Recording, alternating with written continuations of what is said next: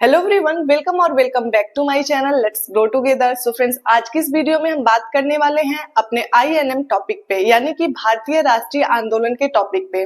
हम जानेंगे कि भारतीय राष्ट्रीय आंदोलन के लिए एनसीईआरटीज की किस क्लास की बुक आपके लिए इम्पोर्टेंट है, वे कौन से इम्पोर्टेंट चैप्टर्स हैं जो कि भारतीय राष्ट्रीय आंदोलन के पार्ट को कवर करेंगे।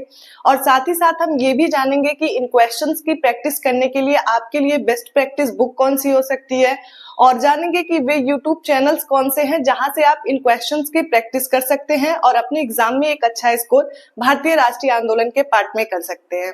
सो फ्रेंड्स, अगर आप चैनल पे नए हैं तो आप मेरे चैनल को जरूर से सब्सक्राइब करिए और इस वीडियो के अंत तक जरूर बने रहिए। ये वीडियो आपके लिए काफी हेल्पफुल होगी। तो सबसे पहले बात कर लेते हैं कि हमारे एग्जाम में आईएनएम से लगभग कितने नंबर ऑफ क्वेश्चंस देखने को मिलते हैं। अगर बात करें पीआरटी के बारे में तो पीआरटी में आईएनएम से लगभग हमें 15 से 16 क्वेश्चंस देखने को मिलते हैं। और वहीं बात करें जूनियर टीजीटी फिर या पीजीटी के बारे में तो इनके जीएस सेक्शन में हमें आईएनएम से 8 क्वेश्चंस देखने को मिलते हैं। बात करें हिस्ट्री पार्ट की तो हिस्ट्री में केवल हमें मॉडर्न हिस्ट्री से ही रिलेटेड क्वेश्चंस देखने को मिलते हैं। एंशिएंट हिस्ट्री या फिर मेडाइवल हिस्ट्री से क्वेश्चंस नहीं देखने को मिलते हैं। तो इस तरह से मॉडर्न हिस्ट्री का पार्ट हमारे लिए मोस्ट इंपॉर्टेंट हो जाता है। तो हम जानेंगे कि एनसीईआरटीज के वे कौन से मोस्ट इंपॉर्टेंट चैप्टर्स हैं जो हमारे मॉडर्न हिस्ट्री के पार्ट को कवर करेंगे। तो चलिए हम देखते हैं उन चैप्टर्स को। सबसे पहले मैं बात कर लेती हूँ क्लास 8 की एनसीईआरटी के बारे में, जो कि है हमारे अतीत। इसमें हम देखेंगे कि कौन कौन से जो इंपॉर्टेंट चैप्टर्स हैं जो हमारे मॉडर्न हिस्ट्री या फिर आईएनएम के पार्ट को कवर करेंगे। तो हम अगर देखें तो इसमें हमारा जो फर्स्ट चैप्टर इंपॉर्टेंट हो जाता है वो है आदिवासी दिकू और एक स्वर्ण युग की कल्पना। हम इस चैप्टर में अगर देखें तो इसमें जनजातियों के बारे में दिया गया है, जैसे कि संथाल हो गए, फिर मुंडा जनजाति हो गई या उरांव जनजाति हो गई। इनसे रिलेटेड आप देखेंगे क्वेश्चन हमारे पीवाईक्यूज में भी आए हैं, जितने भी एग्जाम हुए, चाहे टीआरई 1 की बात करें, चाहे टीआरई 2 या फिर टीआरई 3 के बारे में। तो इनसे रिलेटेड क्वेश्चंस हमें देखने के लिए मिलते हैं और ये चैप्टर हमारे लिए इस तरह से इंपॉर्टेंट हो जाता है। नेक्स्ट अगर बात करूं मैं 1857 की क्रांति से ये रिलेटेड चैप्टर है कि जब जनता बगावत करती है 1857 और उसके बाद की कहानी इसमें है। और आप देखेंगे पीवाईक्यूज उठा के तो 1857 का जो टॉपिक है ये इतना इंपॉर्टेंट है कि इससे हर बार क्वेश्चंस पूछे गए हैं और एक ही क्वेश्चंस कई बार पूछे गए हैं।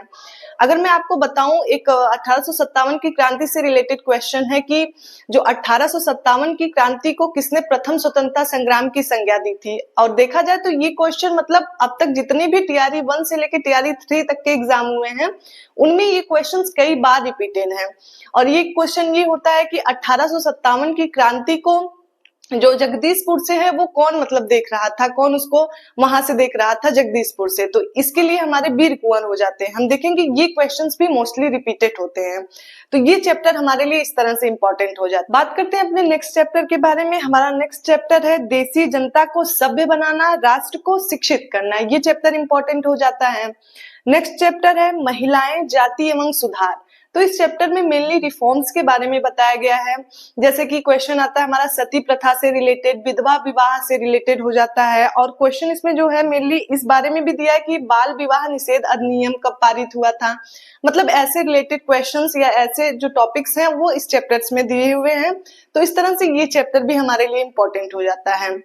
नेक्स्ट बात करें अगले चैप्टर की तो राष्ट्रीय आंदोलन का संगठन 1870 के दशक से 1947 तक। तो ये चैप्टर्स मेनली क्लास 8 के एनसीईआरटी से हमें इंपॉर्टेंट मिल जाते हैं। तो ये क्लास के 8 के एनसीईआरटी से हमें चैप्टर्स देखने को मिलते हैं। अब बात करूंगी मैं नेक्स्ट एनसीईआरटी बुक के बारे में। तो हमारी अगली एनसीईआरटी बुक है क्लास 10th की बुक, और इस बुक से हमें केवल एक चैप्टर पढ़ना है जो कि है भारत में राष्ट्रवाद।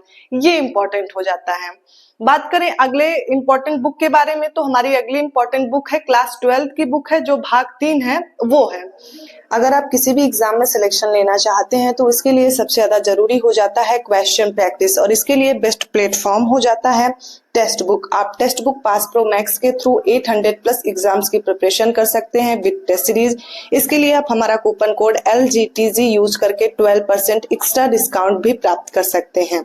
इसके साथ ही आपको टेक्स्ट बुक पास प्रो और text book Pass pro max के यहाँ पे कुछ फीचर्स देखने को मिल जाते हैं, जिसमें आपको 30,000 plus previous year paper test, unlimited reattempt for all test मिल जाते हैं। साथ ही साथ आपको पास प्रो मैक्स के भी कुछ फीचर्स यहाँ पे देखने को मिल जाते हैं, आप यहाँ से इन फीचर्स को देख सकते हैं।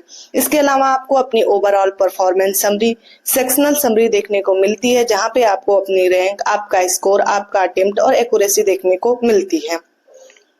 साथ ही साथ आपको अपने वीकनेस और स्ट्रेंथ के बारे में भी यहाँ से पता चलता है कि आपका कौन सा पोर्शन वीक है और कौन सा स्ट्रॉन्ग। इसके अकॉर्डिंग भी आप अपने वीकनेस को भी इम्प्रूव कर सकते हैं। साथ ही साथ आपको यहाँ पे फ्री लाइव टेस्ट भी मिल जाता है, आपको टॉप रैंकर्स की रैंक भी यहाँ पे देखने को मिल सकती है और आप यहाँ से उनका कंपेयर अपने रैंक के साथ भी कर सकते हैं। आपको यहाँ पे टेस्ट को रीअटेम्प्ट करने का भी मौका मिलता है, इस तरह से आप अपने टेस्ट को रीअटेम्प्ट भी कर सकते हैं। आपको पास प्रो मैक्स के यहाँ पे कुछ फीचर्स देखने को मिलते हैं, जिसमें आपको rankers test series, 10,000 plus study notes और 24/7 रियल टाइम डाउट सपोर्ट मिल जाता है।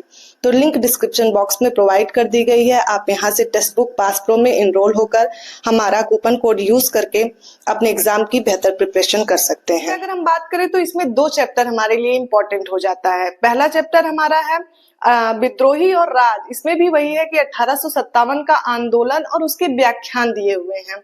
इसमें थोड़े 1857 की क्रांति को और अच्छे ढंग से इसमें बताया गया है विस्तारित रूप में। और नेक्स्ट चैप्टर हमारा है महात्मा गांधी और राष्ट्रीय आंदोलन। ये चैप्टर भी हमारा इंपॉर्टेंट हो जाता है, क्योंकि महात्मा गांधी से रिलेटेड क्वेश्चंस हमारे एग्जाम में देखने को मिलते हैं। तो इस तरह से एनसीईआरटी की ये इंपॉर्टेंट बुक और उनसे रिलेटेड इंपॉर्टेंट चैप्टर्स जो कि आपके आईएनएम के पार्ट को कवर करेंगे, मैंने आपको बताया। और इनसे रिलेटेड जो इंपॉर्टेंट चैप्टर्स हैं उनकी पीडीएफ मैं अपने टेलीग्राम चैनल पे प्रोवाइड कर दूंगी, आप उन पीडीएफ्स को वहां से देख सकते हैं। अब बात करें अगले बुक के बारे में, जो कि एनसीईआरटी के साथ साथ इस बुक को भी पढ़ना कंपलसरी है आपके आईएनएम के लिए। वो है हमारा एनसीईआरटी सार संग्रह। ये मेनली एनसीईआरटी बेस्ड ही बुक है और जो कि आपके आईएनएम के पार्ट को बहुत ही अच्छे से कवर करेगी। तो साथ ही साथ एनसीईआरटी बुक्स के साथ उन इम्पोर्टेंट चैप्टर्स के साथ आपको ये बुक भी पढ़ना होगा। अब आगे बात कर लेते हैं भारतीय राष्ट्रीय आंदोलन के लिए बेस्ट प्रैक्टिस बुक के बारे में। घटना चक्र का जो बीपीएससी पूर्वावलोकन है, आप वहां से भारतीय राष्ट्रीय आंदोलन के क्वेश्चंस को प्रैक्टिस कर सकते हैं। इस बुक में आपके बीपीएससी पीटी के जितने भी पीवाईक्यूज हैं आपको मिल जाते हैं, आप वहां से टॉपिक वाइज इन क्वेश्चंस की प्रैक्टिस कर सकते हैं। तो इस तरह से मैंने आपको एनसीईआरटी के वो important books with important chapters आपको बताए हैं, जहां से आप उनको पढ़ सकते हैं। और मैंने उन बेस्ट बुक प्रैक्टिस बुक के बारे में बताया, जहां से आप क्वेश्चन प्रैक्टिस कर सकते हैं। तो आज की वीडियो में बस इतना ही, मिलते हैं आपसे नेक्स्ट वीडियो में। अगर आपको किसी भी टॉपिक से रिलेटेड कोई भी कंफ्यूजन हो, कोई भी डाउट हो, तो आप मुझे कमेंट बॉक्स में कमेंट कर सकते हैं, मैं आपका डाउट क्लियर करने की कोशिश करूंगी। So thank you for watching.